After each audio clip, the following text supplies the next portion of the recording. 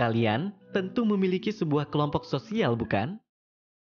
Menurut kalian, apakah kelompok sosial itu terbentuk dengan sendirinya? Kemudian, bagaimana proses pembentukan kelompok sosial? Apakah konsep kelompok sosial sama dengan pengelompokan sosial? Pertanyaan ini barangkali terlintas di pikiran kalian, bukan? Tapi tenang, jawaban atas pertanyaan tersebut akan kalian temukan dengan menyimak pembahasan berikut ini. Konsep kelompok sosial. Teman-teman, kalian masih ingat?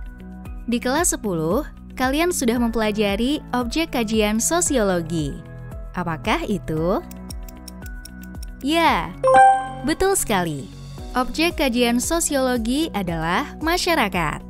Unit-unit dalam masyarakat dapat kalian identifikasi mulai dari individu, kelompok, hingga bentuk yang lebih besar seperti lembaga sosial.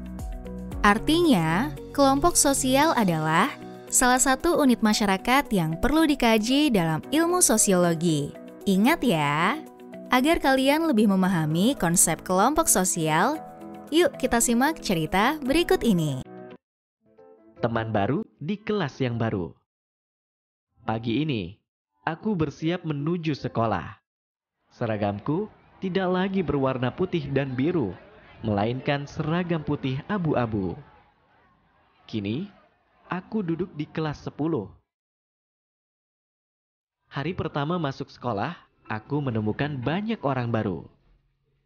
Karena ini hari pertama, aku tak mengenal siapapun dari mereka. Tapi jujur, aku berharap di kelas yang baru ini mereka bisa menerimaku sebagai teman baru. Saat sampai di kelas, segera aku coba untuk mencari tempat duduk.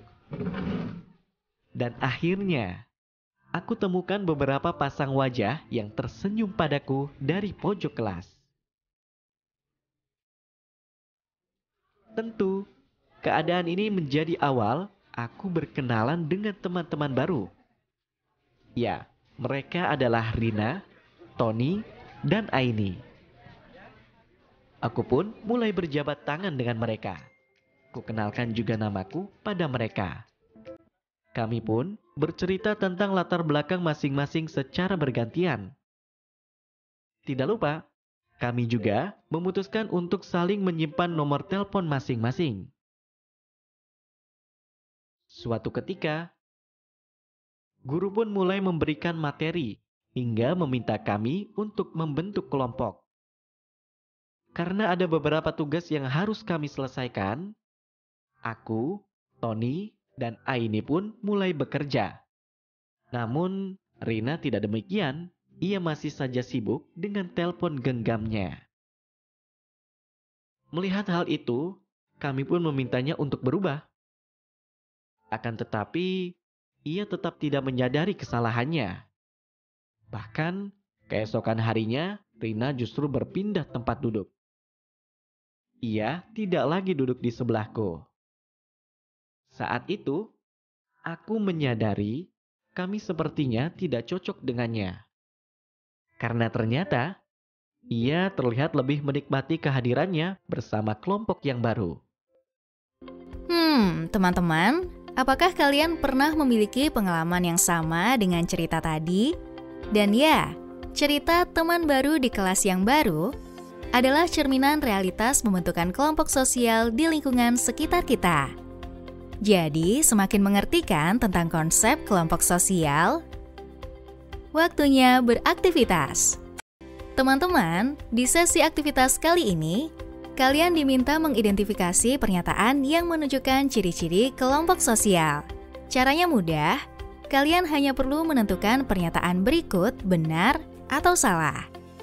Pernyataan pertama, kelompok sosial minimal terdiri atas 2 orang atau lebih. Benar atau salah?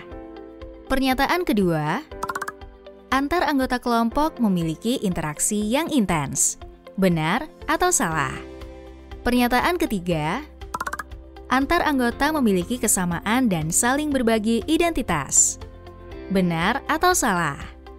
Pernyataan keempat, antar anggota kelompok memiliki rasa saling ketergantungan. Benar atau salah? Bagaimana? Setelah melakukan aktivitas tersebut, coba kalian simpulkan pengertian kelompok sosial bersama rekan di kelas. Dengan demikian, kalian bisa berbagi pendapat dan menyempurnakan konsep kelompok sosial. Selamat beraktivitas! Teman-teman, di pembahasan awal, kita sudah memahami tentang konsep sebuah kelompok sosial kan? Namun, pertanyaan selanjutnya, apakah kelompok sosial itu terbentuk dengan sendirinya? Jawaban pertanyaan tadi akan kita dapatkan dari pembahasan kali ini, yaitu dasar pembentukan kelompok sosial. Yuk kita cari tahu.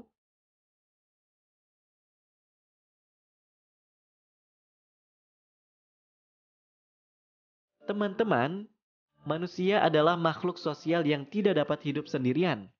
Oleh karena itu, sebagai manusia kita akan selalu membutuhkan orang lain. Kita juga akan selalu tergabung dalam suatu kelompok sosial. Kelompok sosial dapat terbentuk ketika individu saling berinteraksi, mengenal, menemukan kesamaan, dan menyadari tujuan yang hendak dicapai. Kelompok sosial juga terbentuk atas dasar kesamaan kepentingan, tempat tinggal, keturunan, pengalaman, dan ideologi tertentu. Sementara itu, tujuan pembentukan sebuah kelompok sosial diantaranya bisa karena keinginan untuk meneruskan keturunan, memenuhi kebutuhan hidup, hingga memperoleh efektivitas kerja. Pada akhirnya, suatu kelompok sosial dapat mencapai tujuannya jika terdapat norma yang disepakati dan ditaati bersama. Selain itu, pembagian tugas atau peran antar anggota juga harus berjalan dengan baik. Yuk kita ingat lagi cerita teman baru di kelas baru. Dalam cerita yang sudah kita dengarkan itu, seorang anggota kelompok yaitu Rina keluar dari keanggotaannya. Masalah tersebut terjadi karena peran yang dijalankannya tidak optimal sehingga timbul perselisihan dalam kelompok sosialnya. Oleh karena itu, interaksi sosial antar anggota kelompok menjadi hal yang sangat penting. Interaksi sosial yang baik dapat menciptakan rasa saling memahami, mempermudah koordinasi, dan mendorong terciptanya solusi atas berbagai kendala dalam kelompok. Teman-teman, di pembahasan sebelumnya, kalian telah mengidentifikasi ciri dan dasar pembentukan kelompok sosial, bukan? Nah, selanjutnya, kalian akan mengidentifikasi bagaimana sih proses perkembangan kelompok sosial itu? Ayo fokuskan untuk menyimak, kita akan segera temukan jawabannya. Teman-teman, kalian masih ingat kan cerita teman baru di kelas yang baru? Tahu tidak sih? Sebenarnya cerita tersebut menunjukkan awal pembentukan sebuah kelompok sosial. Cerita tersebut menunjukkan bahwa kelompok sosial tidak terbentuk dengan sendirinya, tetapi melalui beberapa proses sosial. Cerita teman baru di kelas yang baru juga menunjukkan bahwa seorang dapat berpindah ke kelompok sosial lain. Hal ini juga bisa menunjukkan bahwa pada kondisi tertentu, kelompok sosial bisa mengalami pembubaran. Teman-teman, sekarang kita tahu ya, bahwa suatu kelompok sosial mengalami perkembangan. Bruce W. Turkman mengemukakan bahwa ada 5 tahapan dalam perkembangan suatu kelompok sosial. Di antaranya, forming, storming, norming, performing, dan adjourning. Teman-teman, kita lanjut pada pembahasan lebih mendalam. Ayo, fokuskan kembali diri kalian. Teman-teman, perkembangan kelompok diawali dengan fase pembentukan atau tahapan forming.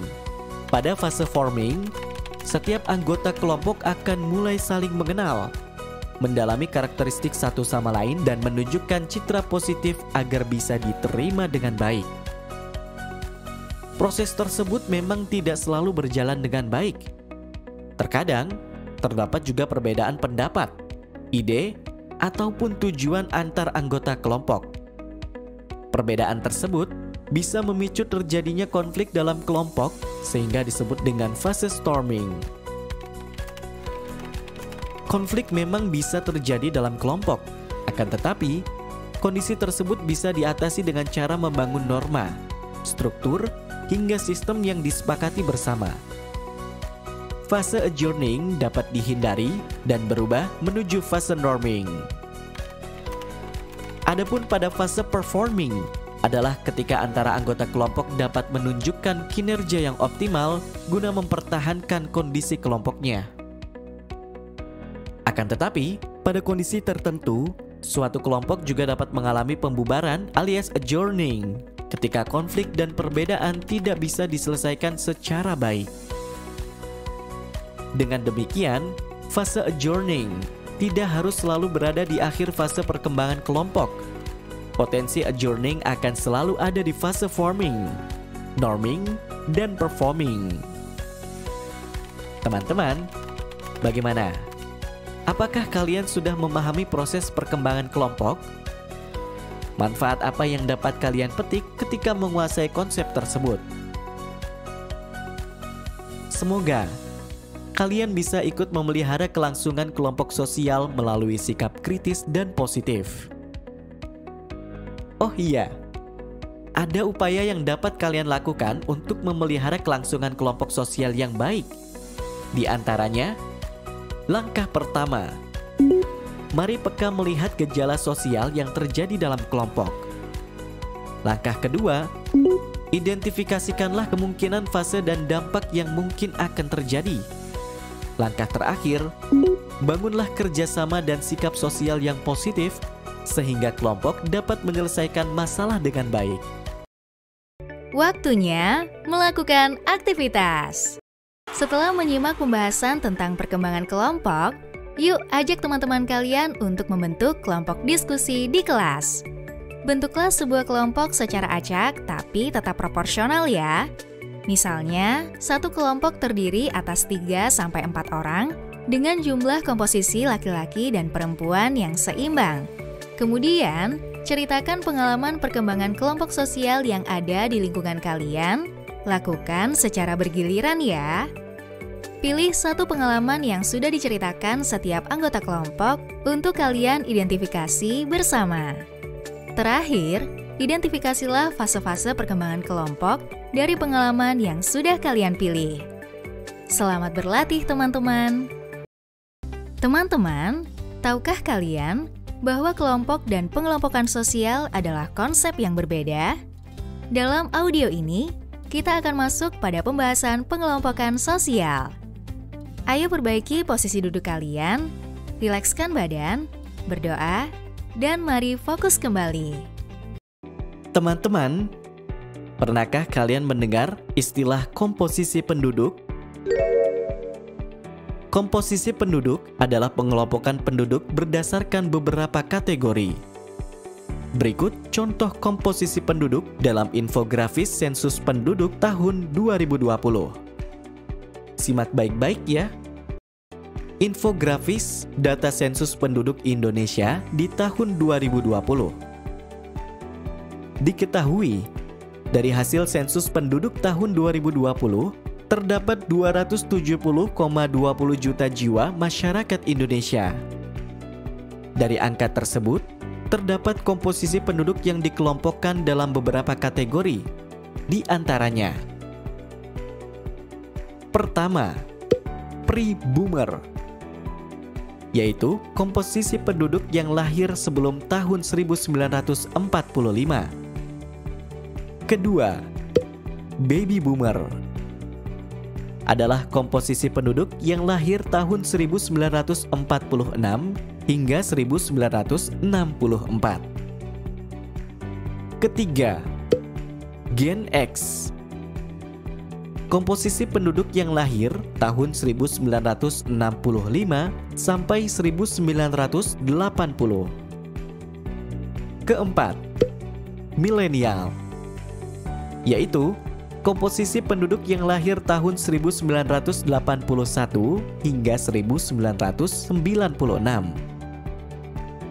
Kelima, Gen Z adalah komposisi penduduk yang lahir tahun 1997 sampai 2012. Terakhir, Post Gen Z adalah komposisi penduduk yang lahir tahun 2013 dan seterusnya. Teman-teman, setelah dicermati, komposisi penduduk ternyata dapat dibedakan berdasarkan usia atau perbedaan tahun lahir. Selanjutnya, yuk ikut coba jawab pertanyaan berikut ini. Apakah pengkategorian penduduk berdasarkan usia sama dengan keberagaman kelompok sosial dalam masyarakat? Ya. Jawabannya tentu berbeda, alias tidak sama.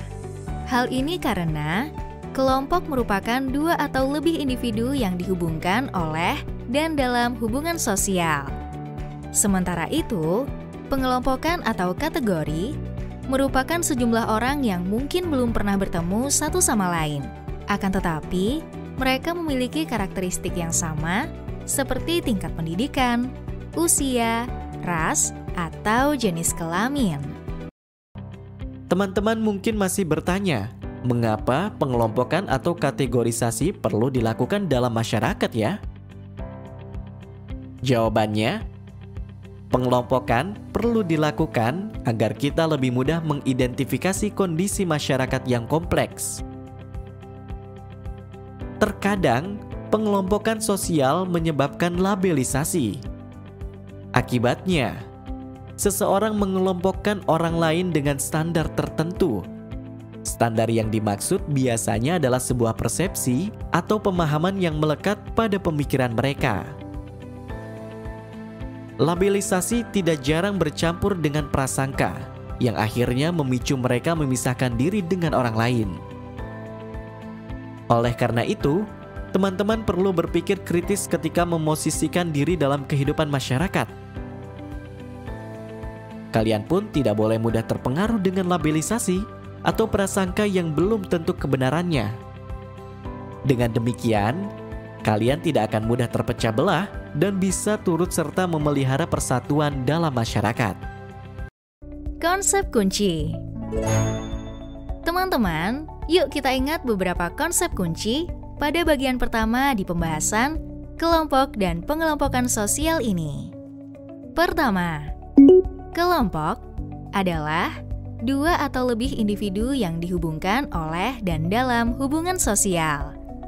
Kedua, perkembangan kelompok adalah tahapan yang menunjukkan pembentukan hingga pembubaran suatu kelompok.